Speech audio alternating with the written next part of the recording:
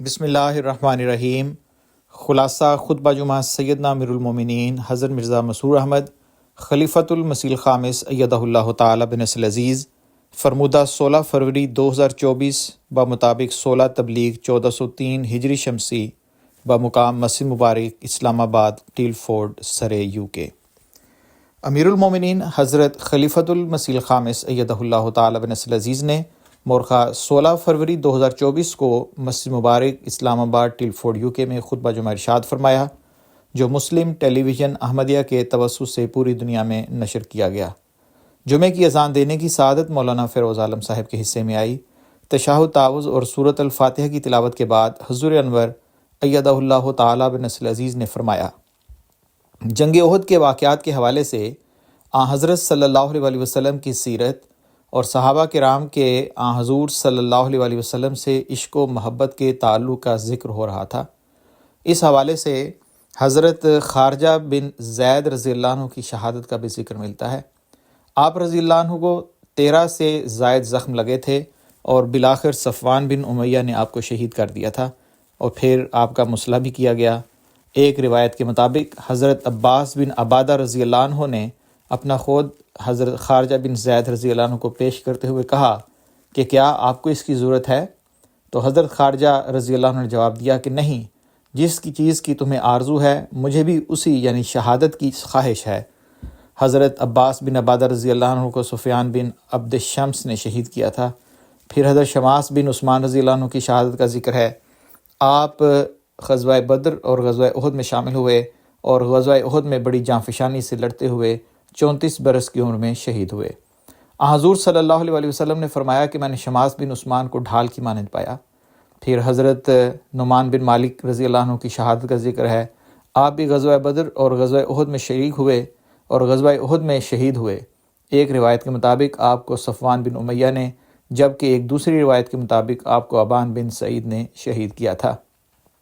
ایک خاندان کے 4 افراد کی شہادت کا بھی ذکر ملتا ہے۔ ان شہداء میں ثابت بن وقش رضی اللہ عنہ، ان کے بھائی رفاع بن وقش رضی اللہ عنہ، اسی طرح ثابت کے 2 بیٹے سلمہ بن ثابت رضی اللہ عنہ اور عمر بن ثابت رضی اللہ عنہ شامل ہیں۔ ان سب کا تعلق انصار کے قبیلے بنو عبد الاشہل سے تھا۔ رفاع بن وقش رضی اللہ عنہ بوڑھے آدمی تھے جنہیں خالد بن ولید نے شہید کیا۔ عمر بن ثابت رضی اللہ عنہ کے متعلق روایت میں مذکور ہے کہ وہ احد کے دن نماز فجر کے بعد ایمان لائے تھے اور اسی روز مسلمانوں کے ساتھ جہاد کرتے ہوئے شہید ہو گئے۔ حضرت صلی اللہ علیہ وآلہ وسلم نے آپ کے متعلق فرمایا کہ عمر بن ثابت رضی اللہ عنہ جنتی ہیں۔ اسی طرح صحابہ رضوان اللہ علیہم کی قربانیوں کے ذیل میں حضرت عبداللہ بن جہش رضی اللہ عنہ کا ذکر ہے۔ تاریخ میں مذکور ہے کہ خدا اور اس کے رسول کی محبت نے آپ رضی اللہ عنہ کو تمام دنیا سے بے نیاز کر دیا تھا۔ انہیں اگر کوئی تمنا تھی تو یہ کہ جان عزیز کسی طرح راہ خدا میں نثار ہو جائے۔ چنانچہ آپ کی یہ خواہش پوری ہوئی اور احد کی جنگ میں آپ شہید ہو گئے۔ شہادت سے ایک روز قبل آپ رضی اللہ عنہ نے یہ دعا کی تھی کہ اے خدا، کل میرے سامنے ایسا شخص آئے جو حملہ کرنے میں سخت ہو اور اس کا روب غالب ہو، اس سے میں تیری خاطر قتال کروں اور مجھ سے قتال کرے۔ وہ غالب آ کر مجھے قتل کر دے اور میرے ناک کان کاٹ ڈالے، پھر میں اس حالت میں تیرے حضور حاضر ہوں اور تو مجھ سے پوچھے کہ اے عبداللہ کس کی راہ میں تیرے ناک کان کاٹے گئے ہیں، تو میں عرض کروں اے اللہ تیری راہ میں اور تیرے رسول کی راہ میں۔ حضرت حمزہ رضی اللہ عنہ اور حضرت عبداللہ بن جہش رضی اللہ عنہ کو ایک ہی قبر میں دفن کیا گیا تھا۔ حضرت حمزہ رضی اللہ عنہ حضرت عبداللہ بن جہش رضی اللہ عنہ کے ماموں تھے اور شہادت کے وقت آپ کی عمر 40 سال سے کچھ زائد تھی۔ پھر ابو سعد خیثمہ رضی اللہ عنہ بن ابو خیثمہ کی شہادت کا ذکر ہے۔ خیثمہ رضی اللہ عنہ نے احد کے دن رسول اللہ صلی اللہ علیہ وسلم سے عرض کیا تھا کہ یا رسول اللہ صلی اللہ علیہ وسلم، میں بدر کی جنگ میں شرکت نہیں کر سکا تھا اور اللہ کی قسم میں اس پر حریص تھا۔ میں نے بدر میں جانے کے لیے کرہ ڈالا تو میرے بیٹے سعد بن خیثمہ رضی اللہ عنہ کے نام کرہ نکلا اور اس نے شہادت حاصل کی۔ میں نے رویا میں اپنے بیٹے کو جنت کے باغوں اور نہروں میں سیر کرتے ہوئے بڑے اچھے حال میں دیکھا۔ وہ مجھے کہہ رہا تھا کہ آپ ہمارے پاس آ جائیں، ہم جنت میں ساتھ ہوں گے۔ میں نے اپنے رب کے وعدوں کو حق پایا ہے، بس میں اپنے بیٹے سے ملاقات کا مشتاق ہوں۔ آپ صلی اللہ علیہ وسلم دعا کریں کہ اللہ تعالیٰ مجھے شہادت اور جنت میں اپنے بیٹے کی رفاقت عطا کرے۔ اس پر رسول اللہ صلی اللہ علیہ وسلم نے دعا کی اور یوں خیثمہ رضی اللہ عنہ جنگ احد میں شہید ہو گئے۔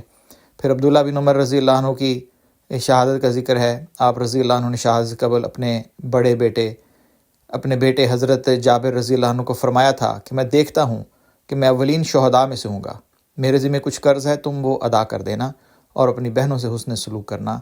جابر رضی اللہ عنہ بیان کرتے ہیں کہ اگلے روز میرے والد سب سے پہلے شہید ہونے والے تھے، کافروں نے ان کا مصلح بھی کیا تھا۔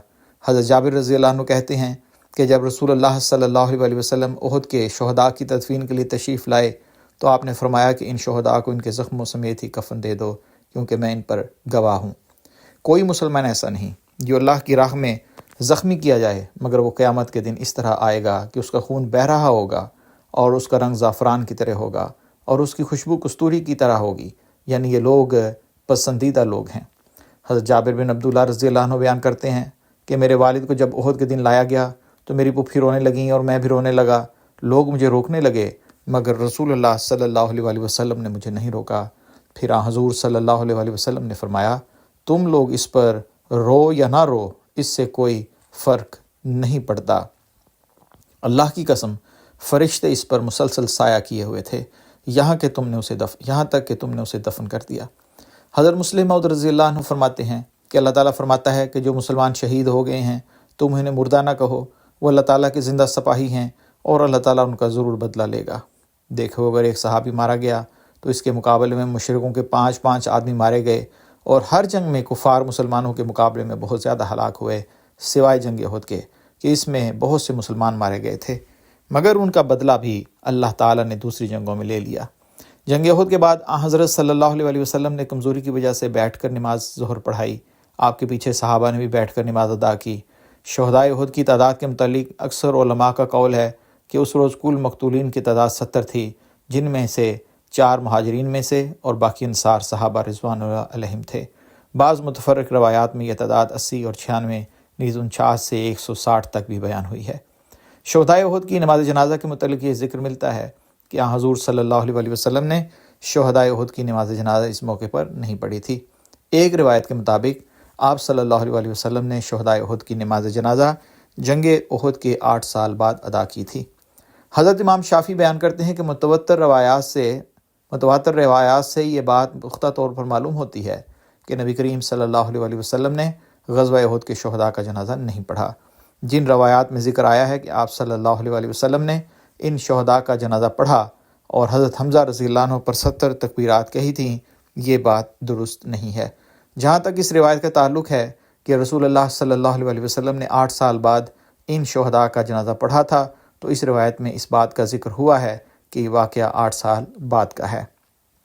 خطبہ جمعہ کے اختتام پر حضور انور ایدہ اللہ تعالیٰ بن نصر العزیز نے دنیا کے موجودہ حالات کے متعلق فرمایا کہ جنگ کی آگ تو اب پھیلتی جا رہی ہے، انسانیت کے تباہی سے بچنے کے لیے اب دعا کی بہت زیادہ ضرورت ہے۔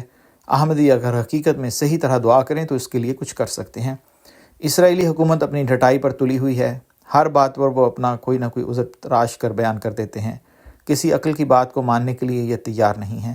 دنیا کی باقی حکومتوں کی مرضی ہے یا انہیں اسرائیل کا خوف ہے کہ اپنے بیان دینے کے لیے بھی کے بعد پھر اسرائیل کے بیان پر ساتھ کر دیتے ہیں۔ اللہ تعالیٰ مسلمانوں پر رحم فرمائے اور ان کو خدا تعالیٰ کی طرف جھکائے۔ یہی ایک رستہ ہے جس کی پناہ میں آ کر یہ لوگ دنیا اور عاقبت سنوار سکتے ہیں۔ اللہ تعالیٰ ان پر رحم کرے اور ہمیں بھی دعاؤں کی توفیق عطا فرمائے، آمین۔ مزید تفصیل کے لیے صفحہ اول ملاحظہ کریں۔